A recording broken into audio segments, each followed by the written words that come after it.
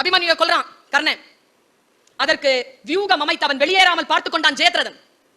அந்த ஜெயத்ரதனை பற்றி கேள்விப்பட்டவுடன் அர்ஜுனன் சபதம் எடுத்தான், இன்று சாயந்தரத்துக்குள்ள ஜெயத்ரதனை கொல்கிறேன், இல்லை என்றால் நான் அக்னியில் சமாதி ஆவேன்ட்டான்.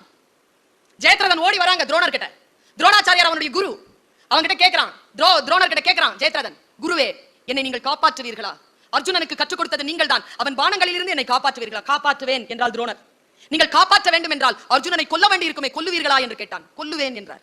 எப்படி சொல்கிறீர்கள்? உங்களுக்கு தான் அர்ஜுனன் என்றால் பிடிக்குமே. இல்லை, நான் சத்தியத்தின் பக்கம் நிற்கிறேன், நான் ஒன்றுக்கு வாக்கு தந்திருக்கிறேன், அந்த சத்தியத்தின் பக்கம் நான் நிற்கிறேன், எப்படி உங்களை நம்புவது?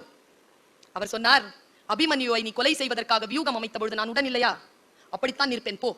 போகும்போது ஜெயத்ரதன் கேட்ட கேள்விதாங்க இன்னைக்கு உங்களுக்கு சிலபஸ். அவன் ஜெயத்ரதன் கேட்டான் துரோணர் கிட்ட, ஏன் சார் என்னை விட உங்களுக்கு அர்ஜுனனை பிடிக்கும் தானே? ஆமா. ஏன்? நான் நல்ல ஸ்டூடெண்ட் இல்லையா? அவன் அழகா இருக்கான் தானா? அதெல்லாம் கிடையாது, அவன் கிட்ட ஒரு சிறப்பு குணம் உண்டுன்னு குரு.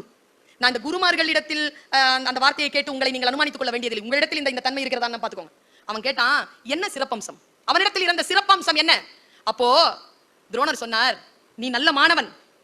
நீ நல்ல மாணவன் என்பது எப்படி தெரியுமா? தெரியும், எதை கற்றுக் கொடுத்தாலும் உடனடியாக கற்றுக்கொள்வாய், அதை உடனே அப்ளை பண்ணுவ, அதன்படி உடனே நிப்ப. நீ நல்ல ஸ்டூடெண்ட் தான். ஆனால் உன்னை விட அர்ஜுனன் சிறந்தவன். ஏன்? எதை கத்துக்கிட்டாலும் கத்துக்கிட்டு அப்படி வச்சுக்கிட்டு அதுல போதாமையால் நிரம்பி வாட் நெக்ஸ்ட்னு கேட்பானா.